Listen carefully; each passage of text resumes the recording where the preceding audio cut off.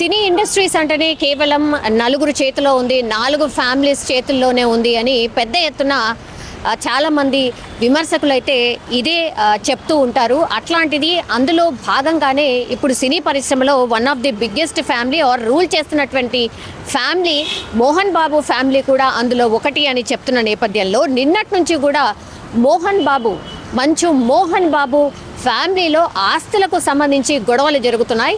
And that Manchu Manoj and Mohan Babu మధ్య పెద్ద ఎత్తున గొడవలు జరుగుతున్నట్టుగా నిన్నటి నుంచి కూడా వార్తలు వచ్చిన నేపథ్యంలో అసలు ఈ చర్చకు దారితీసినటువంటి సిట్యుయేషన్ ఏంటంటే యాక్చువల్లీ మోహన్ బాబు మంచు మనోజ్ని వాళ్ళ ఇంటికి వెళ్ళి వాళ్ళ తండ్రి దగ్గరికి వెళ్ళి ఈ ఆస్తికి సంబంధించిన ఇష్యూ మాట్లాడడంతో మంచు మనోజ్ మీద మోహన్ బాబు చేయి చేసుకున్నారు. అట్లాగే మంచు మనోజ్కి సంబంధించిన అనుచరులు ఎవరైతే ఉంటారో వినయ్ అనే పేరు గల అనుచరుడు ఎవరైతే స్కూల్కి సంబంధించి and Mohan Babu personal secretary అని కూడా చెప్తున్నారు. ఆయన వాళ్ళందరూ కలిసి మనోజ్ మీద దాడి చేశారు, మనోజ్ని కొట్టారు అనేటువంటిది.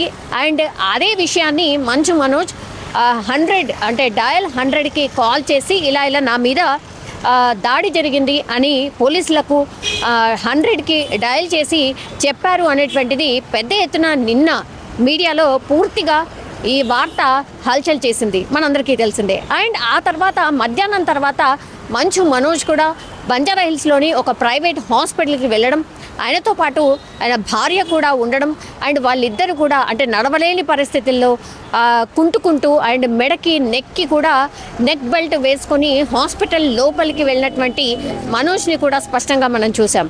సో ఇంకా ఎప్పుడైతే ఈ వార్త మేబీ ఇది ఫేక్ ఏమో అని నిన్న మధ్యాహ్నం వరకు ఎవరైతే అనుకున్నారో ఒక్కసారి మనోజ్ హాస్పిటల్కి రావడం, నిజంగానే దెబ్బలు తగిలిన సిట్యుయేషన్లో మనోజ్ హాస్పిటల్ లోపలికి వెళ్ళడం, మనోజ్తో పాటు ఆయన భార్య ఉండడం, ఇదంతా కూడా చూసిన తర్వాత అప్పుడు కానీ కన్ఫర్మ్ కాలేదు. కానీ రీజన్ ఏంటి, నిజంగానే ఆస్తులకు సంబంధించిన గొడవ లేకపోతే ఇంకో గొడవ అనేది స్పష్టంగా తెలియాల్సిన అవసరం అయితే ఉంది. ఎందుకంటే అటు మంచు మోహన్ బాబు కావచ్చు, లేదంటే మంచు మనోజ్ కావచ్చు, వీళ్ళిద్దరు కూడా ఎవరు కూడా వెళ్ళి పోలీస్ స్టేషన్లో ఫిజికల్గా లెటర్ మీద కంప్లైంట్ ఇచ్చిన సిట్యుయేషన్ అయితే లేదు.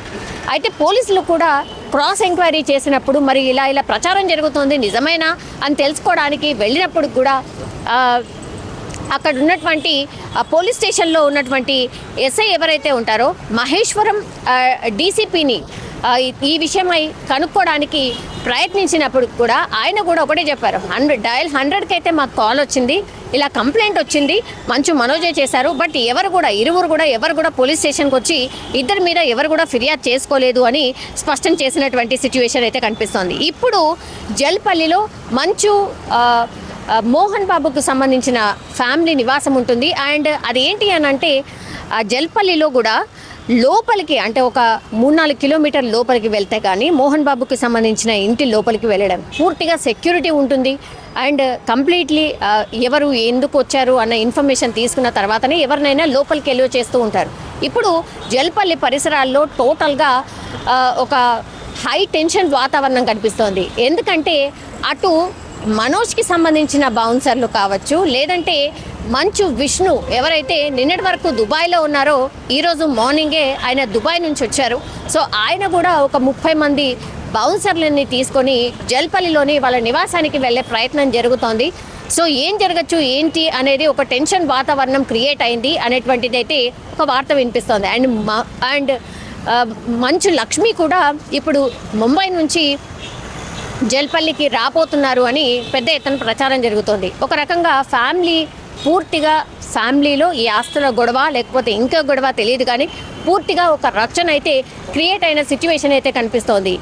పెద్ద ఎత్తున చర్చ కూడా నడుస్తోంది. ఎందుకంటే ఈ అందరూ కూడా సినిమాకు ఫీల్డ్కి సంబంధించిన వాళ్ళందరికీ కూడా అభిమానులు ఉంటారు. వాళ్ళందరూ కూడా అసలు ఏం జరుగుతోంది, మోహన్ బాబు ఫ్యామిలీలో ఏం జరుగుతోంది అనేటువంటిది పెద్ద ఎత్తున చర్చ జరుగుతోంది. ఆసక్తిగా చూస్తున్నారు. యాజ్ వెల్ యాజ్ సినీ పరిశ్రమకు సంబంధించిన పెద్దలు కూడా అసలు ఏం జరుగుతుంది ఏంటి అనేది కనుక్కునే ప్రయత్నం అయితే జరుగుతున్న సిచ్యువేషన్ అయితే కనిపిస్తోంది. ఇప్పుడు జల్పల్లిలో పోటాపోటీగా బౌన్సర్లని దింపడం, ఆ తర్వాత మంచు మనోజ్ వర్సెస్ మంచు విష్ణు ఉండబోతోందా, మోహన్ బాబు నిజంగానే మంచు మనోజ్ని కొట్టారా?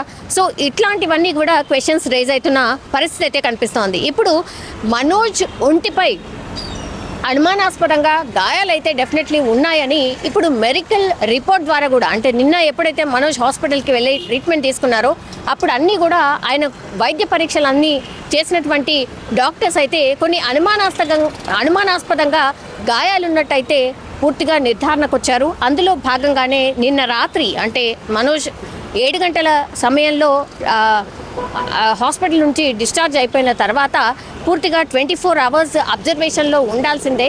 బికాజ్ హిడెన్ గాయాలు కూడా ఉన్నాయి, అంటే కనపడినటువంటి గాయాలు కూడా ఉన్నాయి. అండ్ మెడికల్ రిపోర్ట్ ప్రకారం అయితే ఇప్పుడు డాక్టర్స్ మెడికల్ రిపోర్ట్లో నిర్ధారించింది ఏంటి అంటే ఎడమవైపు ఉన్న భుజానికి గాయమైంది, మంచు మనోజ్ కుడివైపు భుజానికి ఫ్రాక్చర్ అయింది.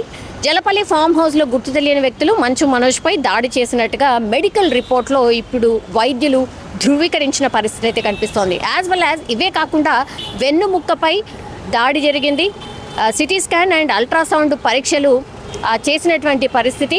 అండ్ ఇంకోటి ఏంటంటే పొట్ట, వెన్నపూస అండ్ నెక్ కనిపించని గాయాలైనట్టు వైద్యులు తమ మెడికల్ రిపోర్ట్లో స్పష్టంగా చెప్పినటువంటి పరిస్థితి అయితే కనిపిస్తోంది. సో మనోజ్ ఏదైతే చెప్తున్నారో మోహన్ బాబే తనను కొట్టాడు, వాళ్ళ అనుచరులతోనే నన్ను కొట్టించాడు అనే వర్షన్ ఏదైతే వినిపిస్తున్నారో ఇప్పుడు నిజంగానే ఈ మెడికల్ రిపోర్ట్ అంటే ఇది పూర్తిగా ఆధారం కాబట్టి దీన్ని బేస్ చేసుకొని మంచు మనోజ్ వెళ్ళి మరి పోలీస్ స్టేషన్లో కంప్లైంట్ చేయబోతున్నారా, లేదంటే జల్పల్లికి ఇంత పెద్ద ఎత్తున అటువైపు ఇటువైపు 2 సైడ్స్ నుంచి బౌన్సర్లను ఎందుకని అక్కడికి తీసుకువెళ్తున్నారు, మళ్ళీ ఇంకో పెద్ద ఫైట్ జరగబోతోందా, మంచు మనోజ్ ఆరోపించినట్టుగా ఇంకో పెద్ద ఫైట్ జరగబోతోందా జల్పల్లిలో అనేది ఇప్పుడు పూర్తిగా అందరూ ఆసక్తిగా ఎదురు చూస్తున్న పరిస్థితి అయితే కనిపిస్తోంది. బట్ మోహన్ బాబు ఫ్యామిలీలో అయితే ఒక డిస్ప్యూట్ అయితే పెద్ద ఎత్తున నడుస్తోంది. మరి ఆస్తులకు సంబంధించి ఇంకా ఏ విషయం అనేది వాళ్ళు నోరు విప్పి చెప్తే కానీ తెలిసే సిచ్యువేషన్ అయితే కనిపించట్లేదు.